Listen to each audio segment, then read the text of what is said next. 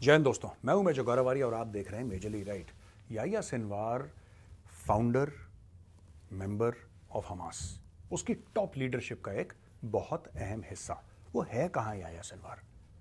कोई बता नहीं पा रहा। कभी इजरायली कहते हैं कि गाजा में है, कोई कहता है रफा में है, कोई कहता है रफा से 5 किलोमीटर आगे है, लेकिन याह्या सिनवार मिल नहीं रहा।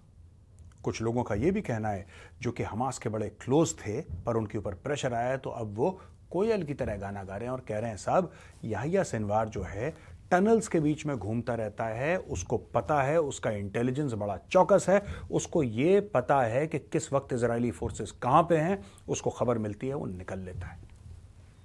उसके आसपास उसके बॉडीगार्ड्स हैं और जाहिर सी बात है कि वो लड़ तो नहीं रहा खुद, लेकिन ऐसा सुनने में आया है कि हमास का हौसला अब टूट रहा है। धीरे धीरे हमास का हौसला टूट रहा है। हमास जो सोच रहा था कि दुनिया आ जाएगी और बीच बचाव कर लेगी। आप जाते हैं, आप पहलवान से लड़ते हैं, राइट? एक पहलवान आपसे 10 गुना बड़ा है, 4 गुना बड़ा है, बहुत बलवान है। आप जाके उस पहलवान को छेड़ देते हैं और बाकी सारे लोगों को बोलते हैं यार मैं उसको छेड़ रहा हूं, इसके पहले कि वो मुझे मारे तुम लोग आके बीच बचाव करवा लेना, कॉम्प्रोमाइज करवा लेना। पहलवान का गुस्सा देख के आपके जो दोस्त हैं वो बीच बचाव करने नहीं आते, और फिर जो पहलवान करता है वो इतिहास बन जाता है। तो यही इतिहास का हिस्सा बन गया हमास। वो पहलवान यानी कि इजराइल ने इतना मारा, इतना मारा, इतना मारा कि गाजा को कर दिया एकदम चपटा, एकदम फ्लैट, और अब वो रफा की तरफ बढ़ गया है। याह्या सिनवार भाग रहा है दोस्तों।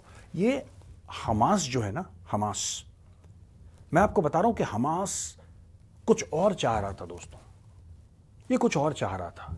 हमास ये चाह रहा था कि 7 अक्टूबर, और मैंने कई इजरायली से बात करी है इसके मामले में, people who are in the government who know, they said कि हमास का ये आइडिया बाद में इनको पता लगा। पहले तो इनको यही लग रहा था कि नहीं, लेकिन जब हुआ उसके बाद इन्होंने एनालाइज करा तो इनको पता लगा 7 अक्टूबर के बाद कि जो हमास ने अटैक कर चुके हैं ये इजराइल के ऊपर, हमास का ये था कि इजराइल इनके ऊपर वापस हमला करेगा, 2-4 बार एयर स्ट्राइक होगी, 10-15 दिन कुछ करेगा, वो ग्राउंड ऑपरेशन करेगा, फिर चला जाएगा और फिर ये और तगड़े हो जाएंगे, जैसा कि कई बार पहले हो चुका है। तो कोई नई बात नहीं है कि उन्होंने अटैक करा फिर उन्होंने काउंटर अटैक करा, ये तो कई बार हो चुका है, अनगिनत बार हो चुका है भाई। लेकिन इस बार इजराइल रुका नहीं, इजराइल ठोकता गया, ठोकता गया, ठोकता गया, और यहां तक ठोक दिया उसने कि एक शहर को सपाट करके अब दूसरे शहर की ओर इजरायली फोर्स और इजरायली टैंक्स ने अपना मुंह कर लिया।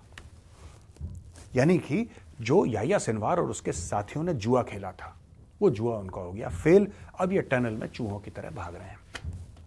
वहां पे डेविड कैमरून, जो इस सरकार में एक अहम पद, सेक्रेटरी का पद वो रखते हैं यूके की सरकार में, उन्होंने बोला है कि यार देखो, उनका इशारा किसकी तरफ है मैं आपको पहले बता दूं, कहीं फिर आप गलत समझें। उनका इशारा है अमेरिकन की ओर। जो बाइडेन ने यह बोला है कि रफा के अंदर अगर घुसता है इजराइल तो हम इजराइल को हथियार नहीं देंगे। मुझे लगता है जो बाइडेन बहुत बड़ी बेवकूफ़ी कर रहा है, लेकिन अगर वो बेवकूफ़ी कर रहा है तो उसके लिए कोई नई चीज़ नहीं है, क्योंकि जो बाइडेन हर रोज़ बेवकूफ़ी करता है। That is what he is famous for, what he is popular for, to do stupid stuff. और डेविड कैमरून ने यही बात बोली है। यही डेविड कैमरून एक ज़माने में यूके के प्रधानमंत्री हुआ करते थे। अब चक्कर क्या हुआ इसमें देखिए, उसने एक बड़ी पते की बात बोली है। उसने बोला है कि अगर आप इजराइल को हथियार नहीं देंगे तो आप हमास के हाथ मजबूत कर रहे हैं। ये बात बिल्कुल ठीक है।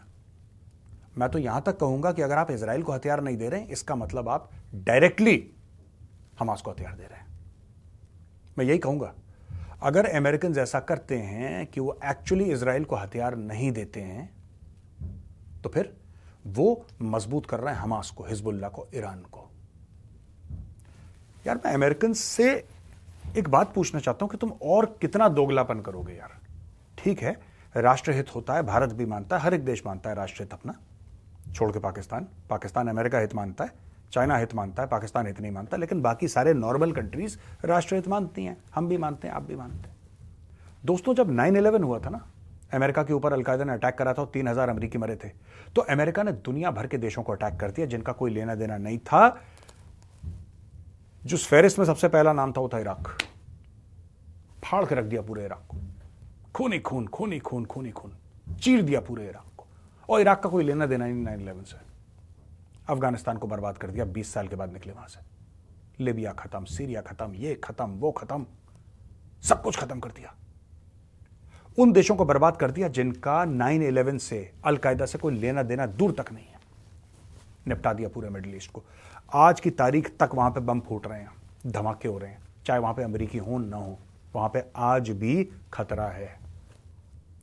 मैं ये नहीं कह रहा कि वो बहुत प्रॉस्परस सोसाइटीज थी, लेकिन स्टेबल थी, एक डिक्टेटर के अंडर थी, सब लोग अपने काम पे जा रहे थे, शाम को वापस घर आ रहे थे, सब कुछ नॉर्मली चल रहा था। यानी कि अमेरिका को आप अटैक करेंगे तो अमेरिका, चाहे आप गुनहगार हो ना हो, अमेरिका आपको निपटा देगा, क्योंकि अमेरिका आपको निपटा सकता है। अमेरिका को क्या फर्क पड़ता है? अमेरिका को लगा कि इराक के पास न्यूक्लियर वेपन्स हैं, बायोलॉजिकल वेपन्स हैं, केमिकल वेपन्स हैं, वेपन्स ऑफ मास डिस्ट्रक्शन है, उसको लगा। उसके पास कोई सबूत नहीं था, कोई प्रूफ नहीं था, बट अमेरिका को लगा, और अमेरिका को लगना ही बहुत बड़ी बात है। जब उसको लगा तो दुनिया को लगा, और दुनिया को लगा तो खानदान के खानदान निपट गए, लाखों लोग मर गए, बेघर हो गए, जिनका आज तक पता नहीं लगा। कई हजार ऐसे हैं जो डिसअपियर्ड है, जिनका पता ही नहीं कि वो जिंदा हैं, मर गए, कब्र में हैं, पानी के अंदर हैं, नोबडी नोज एनीथिंग। आज की तारीख में इजराइल जब जवाबी कार्रवाई कर रहा है और सिर्फ उन्हीं लोगों को मार रहा है, सिर्फ उन्हीं लोगों को मार रहा है जिन्होंने अटैक करा है, या जो हमास वाले हैं उनको अटैक कर रहा है, तो अमेरिका को मोरालिटी याद आ गई। अमेरिका कहता है यार ये तो गलत है, आप सिविलियंस मार रहे हैं, सिविलियंस मारना गलत है, चाहे इजराइल करे, चाहे अमेरिका करे, कोई भी करे, ये तो मैं भी कहता हूं। लेकिन मैं अमेरिका से कहता हूं कि तुम कहते हो सिविलियंस, तुमने तो पूरे देश के देश निपटा दिए यार। तुमने ऐसा नहीं करा कि वहां पे तुम अफगानिस्तान में गए और तुमने सिर्फ अलकायदा के ऊपर अटैक करा, नॉट एट ऑल। तुमने पूरा अफगानिस्तान निपटा दिया, पूरा अफगानिस्तान तुमने निपटा दिया, तुमने पूरा इराक निपटा दिया, और दोनों मुल्कों का डायरेक्टली कोई भी लेना देना नहीं था 9/11 से। आज की तारीख में वही अमेरिका ज्ञान बांट रहा है, वही अमेरिका कह रहा है कि नहीं यार इतना खून खराबा तो गलत है। भाई साहब, आप कह रहे हो ना 2 स्टेट सोल्यूशन, आप कह रहे हो ना वहां पे लड़ाई नहीं होनी चाहिए, इजराइल भी यही कह रहा है लड़ाई नहीं होनी चाहिए। लेकिन क्या कोई ऐसा है देश जो ये गारंटी दे इजराइल को कि साहब ठीक है, हम गारंटी लेते हैं आपके ऊपर हमास या हिजबुल्ला अटैक नहीं करेगा? कोई है ऐसा? कोई ऐसा देश नहीं है दोस्तों, कोई ऐसा देश नहीं है जो इजराइल को यह गारंटी दे दे कि भाई तुम चिंता मत करो, तुम्हारे ऊपर हमला नहीं होगा, हम खड़े हैं ना, we will ensure that you are safe. कोई ये नहीं कर रहा। तो जब आप गारंटी नहीं दे सकते इजराइल की सुरक्षा की, तो इजराइल को अपनी सुरक्षा खुद देखनी पड़ेगी, राइट और रॉन्ग? जाहिर सी बात है, आप गारंटी नहीं दे सकते तो कहेगा ठीक है आप मत दो, हम खुद देख लेंगे। अब वो खुद देख रहा है, आपको उसमें ही प्रॉब्लम है।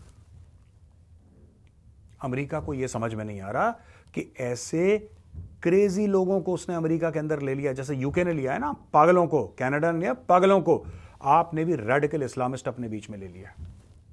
आपके कैंपसेस में उन लोगों ने उत्पात मचा रखा है, आपके कैंपसेस को फूंक दिया उन लोगों ने। ये कौन है ये पैलेस्टीनियंस जो हैं यहाँ पे, जो लेफ्ट के साथ मिलके ये वाटरमेलन कोएलिशन बना के जो दंगा फसाद कर रहे हैं आपके कैंपसेस में? ये कौन है ये लोग? आपने लिए हैं सारे के सारे टेररिस्ट और क्रिमिनल एलिमेंट्स, आपने लिए हैं the worst of humanity you have taken into America, क्योंकि आपका दिल बड़ा धड़कता है, आपका दिल धड़कता है, ये लोग आपका हार्ट अटैक कर देंगे।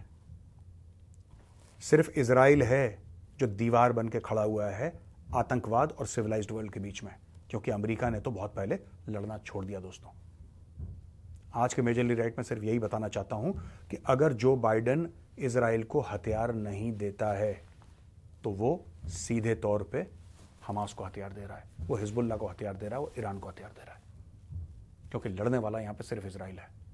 अमेरिका ने तो बहुत पहले, आपने देखा ना अफगानिस्तान में क्या करा, कितनी बेशर्मी से रातों रात चोरों जैसे छुप के ये अफगानिस्तान छोड़कर वापस आ गए। ये लोग लड़ेंगे, और जो लड़ रहा है उसको भी अड़ंगे डाल रहे हैं।